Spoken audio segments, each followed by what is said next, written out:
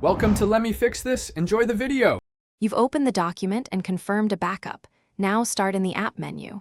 In Google Docs, choose File then Page Setup. In Word, go to Layout then Size. Once in the dialog, pick Orientation and confirm margins so content flow stays predictable.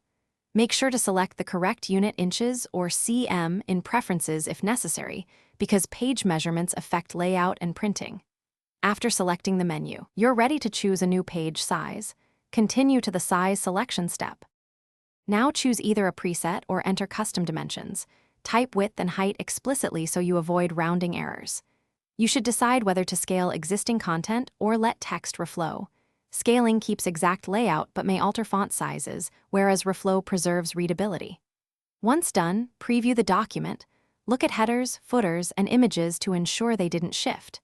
If objects moved, use the undo history or adjust margins. Make incremental changes rather than large jumps for predictable results.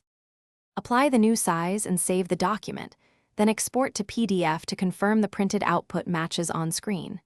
If layout breaks, revert and try adjusting margins, rescaling images, or switching orientation to reduce overflow. Make sure to check printer paper size.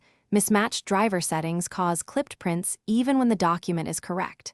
If problems persist, create a duplicate and change one element at a time. This isolates the issue and prevents losing a working layout. That single troubleshooting step saves time. Thanks for watching. If you found this helpful, don't forget to like and subscribe.